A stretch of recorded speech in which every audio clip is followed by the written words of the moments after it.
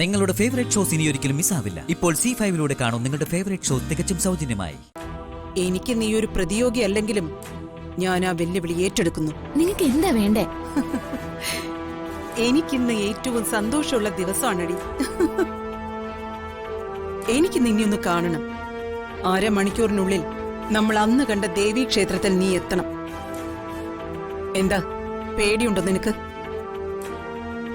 നിങ്ങൾ ഞാൻ ഇതിന് പേടിക്കണം? നിങ്ങൾ പേടിക്കേണ്ടതേ എന്നെയാ. നീ വന്നേക്ക്, ഞാൻ ക്ഷേത്രത്തിലുണ്ടാവും.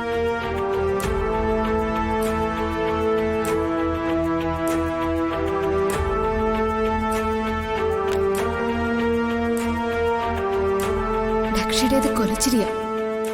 ഇന്ന് അവർക്ക് സന്തോഷമുള്ള ദിവസമാണെന്ന് പറയണമെങ്കിൽ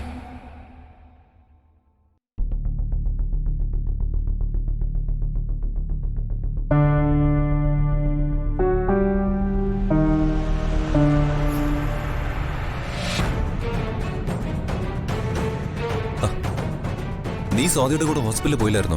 ഇല്ല. വല്യപ്പച്ചി തന്നെ ഒഴിവാക്കി കാണും. അതെ, എനിക്കൊരു വിവരം അറിഞ്ഞാൽ കൊള്ളുന്നുണ്ട്. അതിന് നിങ്ങളെ കാണാൻ വന്നത്. വേഗം പറഞ്ഞു, എനിക്ക് ഓഫീസിൽ പോകാൻ സമയമായി. അല്ല, നീ എന്താ ടെൻഷനായ പോലെ? മാണിക്യമംഗലം നിങ്ങൾ ആർക്കെങ്കിലും വിറ്റോ? ഇത് ചോദിക്കാനാണോ? ആ തറവാട് അതിന്റെ അവകാശി വന്നാൽ വിട്ടുകൊടുക്കാനിരിക്കുന്ന കാര്യം നിനക്കറിയാവുന്നതല്ലേ? എനിക്കറിയേണ്ടത് അത് ആർക്കെങ്കിലും വിട്ടുകൊടുത്തോ എന്നാണ്. വിട്ടുകൊടുത്തു. ഇപ്പൊ മംഗലശ്ശേരി വകയല്ല ആ വീടും പറമ്പും. അതിന്റെ അവകാശം വന്നപ്പോ വിട്ടുകൊടുക്കാതിരിക്കാൻ പറ്റൂ? അത് അച്ഛന്റെ മുത്തച്ഛന്റെ ആഗ്രഹമല്ലേ?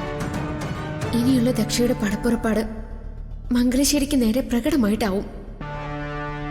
ഏയ്, നീ എന്താ ആലോചിക്കുന്ന? വിലക്കാണോ അവരത് വാങ്ങിയത്?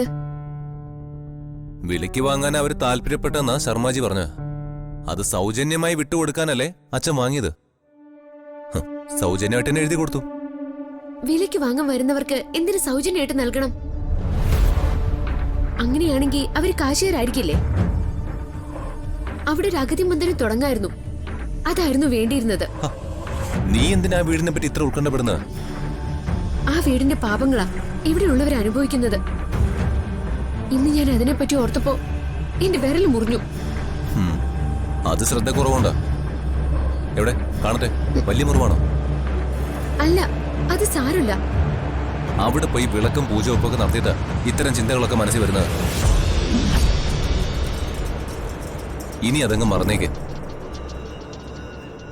അച്ഛന് ചെയ്യാൻ കഴിയാത്ത കാര്യം ഞാൻ ചെയ്തെന്നുള്ള ചാരിതാർത്ഥ്യം എനിക്ക്.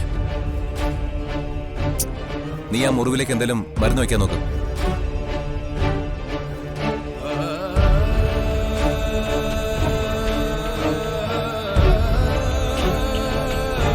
ആ തറവാട് കൈക്കലാക്കാൻ വേണ്ടിയാ ദക്ഷ ഇതുവരെ കാത്തിരുന്നത്.